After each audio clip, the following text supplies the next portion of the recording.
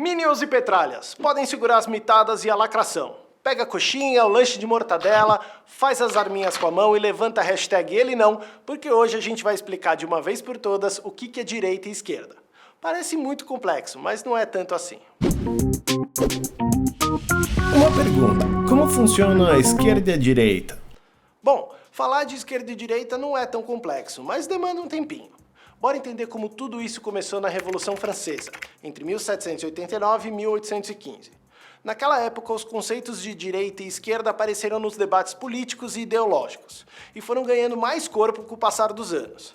Primeiro, imagina uma sala grandona, que era a Assembleia Nacional Constituinte. Do lado esquerdo estavam os mais pobres, exaltados e que queriam mudança. Eram os jacobinos, a favor da Revolução. Em outra parte do grupo, que eram os partidários do rei, mais moderados, conciliadores, conservadores e menos questionadores, eram os chamados girondinos, que se sentaram do lado direito. É aí que nasce a polarização entre direita e esquerda, uma oposição de ideologias que dura até os dias de hoje.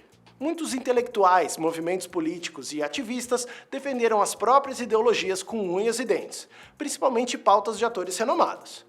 Na direita, a gente tem o espanhol Donoso Cortés e o francês Charles Maurras. Na esquerda, o bem mais famoso alemão Karl Marx e o russo Mikhail Bakunin. Entre outros, tá? A ideia aqui é dar um panorama geral e você também pode fazer sua parte e dar uma pesquisada. Agora, se você está pensando que esses direitistas ou esquerdistas da época da Revolução são tipo o seu tio super religioso e sua prima de cabelo azul discutindo no Natal, não é bem assim. A própria Revolução Francesa foi progressista. Mesmo os girondinos tinham uma crença no futuro, no progresso da humanidade, e eles valorizavam muito a liberdade e igualdade. O que é contrário ao progressivismo é o conservadorismo, e o pai dessa criança é um britânico que se chama Edmund Burke. Ele criticou a Revolução Francesa em vários pontos, e o conservadorismo se embasou principalmente na defesa da ordem moral, da tradição, dos valores religiosos, da liberdade econômica, da livre iniciativa e da propriedade privada. Enquanto isso, o Jean-Jacques Rousseau foi um dos caras que se tornou um dos líderes do pensamento progressista. Bom, deu para entender que esse começo rolou há 1 milhão de anos com um monte de cara de nome difícil, né? Mas também já deu para entender um pouco do contexto também. Então vamos falar de como isso se aplica no Brasil. A oposição entre direita e esquerda no Brasil é antiga. No começo do século XX, a gente já teve alguns episódios que marcaram essas rivalidades. Em 1917, teve uma greve geral dos trabalhadores com muita influência das ideias do socialismo e anarquismo, que são ideologias do campo da esquerda. Nessa greve, os partidários de direita apoiaram uma repressão policial forte contra esses grevistas. Na década de 30, teve uma verdadeira batalha campal no centro de São Paulo entre os militantes da direita radical, que eram os adeptos do chamado integralismo, e da esquerda antifascista, que tinha socialistas, anarquistas e trabalhadores sindicais. Esse encontro ficou conhecido como a Batalha da Sé, ou também pelo infame nome de Revoada dos Galinhas Verdes. Nos anos seguintes, essa tensão só aumentou, e na década de 60 essa rivalidade chegou no auge. Um ponto divisor de águas aqui foi a ditadura militar, que durou de 1964 até 1985. Quem apoiou o golpe dos militares foi considerado direitista, a favor do regime da época, e quem se opôs virou esquerdista. E aí a gente teve mais um rompimento. Atualmente, o Brasil tem mais de 30 partidos aptos para disputar a eleição e é claro que a gente tem todas as ideologias possíveis. De esquerda, a gente tem o PSOL, PCdoB, PCB, PT e PSB, por exemplo. De direita, o PP, DEM, PR, PSC, entre outros. E isso por atuação, tá? Não necessariamente por definição.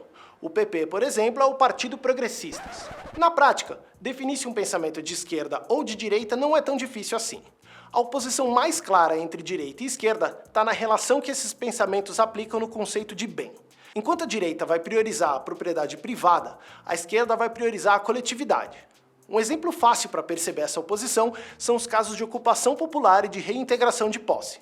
São casos que existem em toda a grande cidade brasileira. Prédios abandonados, que muitas vezes devem anos de impostos atrasados, são ocupados por movimentos sociais ligados à causa da moradia.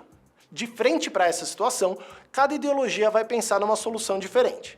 A direita vai pensar no direito de propriedade privada do dono do imóvel e vai defender a retirada daquelas pessoas ocupantes. Já a esquerda vai defender a permanência dos ocupantes nesse imóvel, quase sempre defendendo a negociação do pagamento de uma indenização para o proprietário original. Além disso, dá para falar que a esquerda foca nos direitos dos trabalhadores, o bem-estar geral através da ação coletiva e maior controle estatal.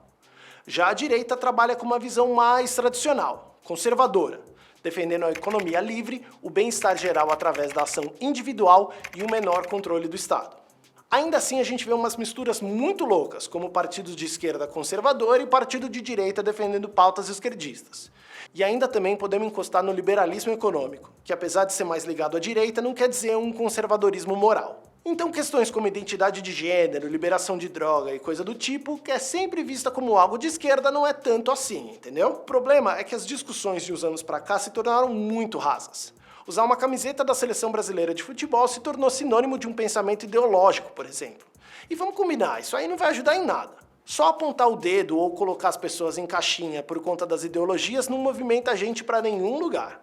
E o pior, ficar se colocando numa caixinha dentro de um país tão plural e complexo, com mais de 210 milhões de pessoas, será que esse é o melhor caminho? Enquanto a gente fica fechando as portas para conversas com pessoas que, por definição, pensam diferente, mas na prática poderiam estar do nosso lado em vários pontos, uma certa classe fica sambando entre os lados, só pensando em como se encaixar para não perder o poder. É uma mentalidade de gangue. Ou você tá com a gente ou você tá contra. E qualquer pessoa que decide alguma coisa antes de saber o assunto tá errada. O bom de nós sermos seres pensantes é que a gente tem a oportunidade de ouvir opiniões. E eu juro que é possível. Sobre algum assunto antes de chegar numa posição. E mesmo assim a gente pode mudar essa posição depois de ouvir outros argumentos. E isso também existe, é sério. Quase ninguém é só de esquerda ou só de direita. E se for, tá precisando sair mais de casa. Então pensa duas vezes antes de falar que uma pessoa é A ou B. Ou melhor ainda, tenta entender o que são esses A e B antes de sair dando opinião.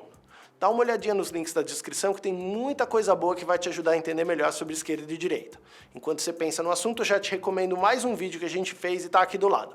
É só clicar. Até a próxima.